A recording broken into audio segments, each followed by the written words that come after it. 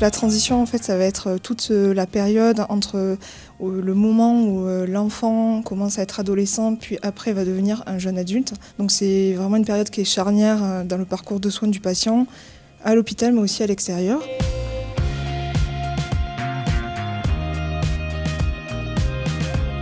Le sujet de la transition, on n'a pas forcément le temps de l'aborder pendant les consultations médicales. Donc c'est parmi les rôles des filières d'informer les patients, mais aussi les professionnels de santé.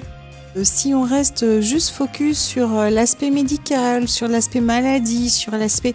On rate un des pans majeurs au niveau de cette transition. Les familles ont besoin de rencontrer les associations, ils ont besoin de rencontrer les professionnels et surtout ils ont besoin de rencontrer d'autres malades qui sont comme eux, avec qui ils peuvent communiquer, avec qui ils peuvent échanger, qui peuvent les aider à comprendre du coup. J'ai vu qu'il y a beaucoup de parents qui sont venus me parler parce qu'ils sont, j'ai remarqué, assez inquiets de l'avenir de leur enfant. Je pense que ça les a rassurés, les jeunes aussi, parce que j'ai participé à l'atelier donc avec les jeunes. C'était un moment d'échange, je pense, important. Ouais. C'est important aussi de leur montrer que leur enfant ne se réduit pas à son handicap ou à sa maladie, qu'il est d'abord un adolescent, un jeune confronté à certaines épreuves, mais que d'autres peuvent rencontrer par ailleurs dans d'autres domaines, et que nous, on est là pour accompagner le projet, éviter la rupture scolaire, et puis aller de l'avant en montrant que beaucoup de choses sont possibles.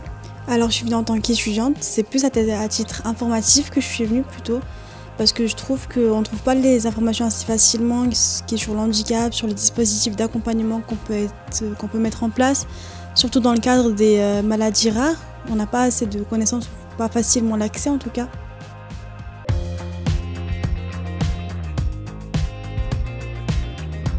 Les messages les plus importants de ce matin sont probablement l'anticipation de la part de tous au niveau de l'arrivée du jeune adulte dans le monde du travail.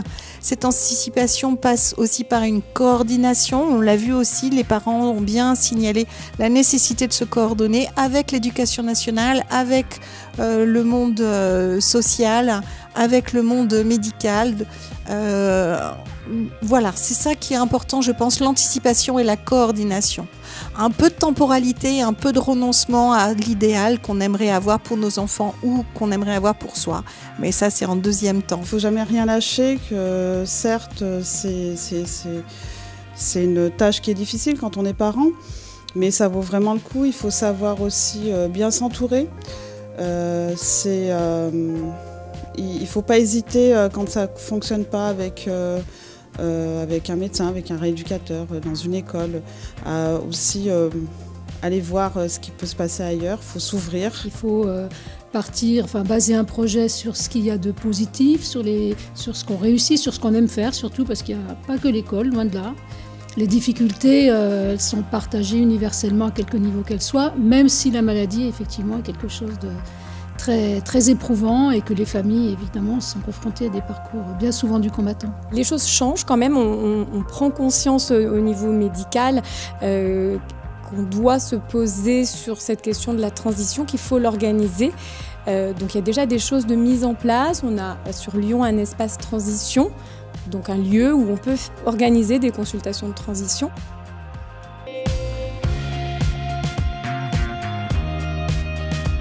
Mutualiser toutes les initiatives, parce que là je me rends compte à partir de ce que j'ai entendu ce matin, c'est que chacun va chercher des informations là où il peut, et c'est pas... Alors il y en a qui ont plus d'informations que d'autres, il y a des gens qui vont être complètement perdus parce qu'ils n'ont pas le secours d'association.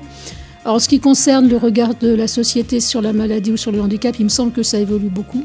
Pour aider les jeunes sur la transition, je pense que il y a des programmes d'éducation thérapeutique qui existent.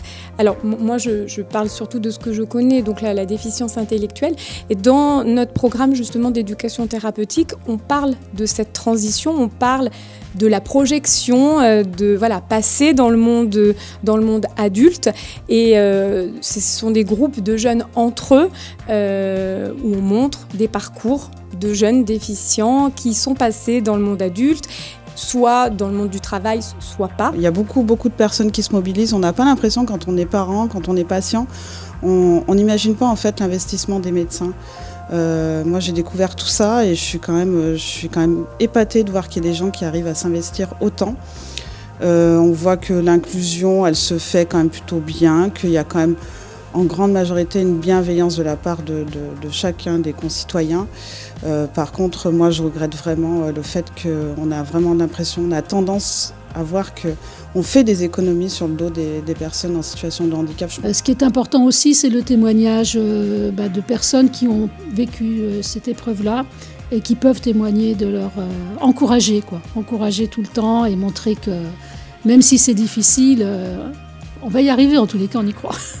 Vous n'êtes pas seul, ça peut être dur parfois, les moments peuvent être très très durs, mais vous n'êtes pas seul, vous serez toujours du coup entouré de professionnels et de gens qui peuvent vous comprendre et comprendre votre situation.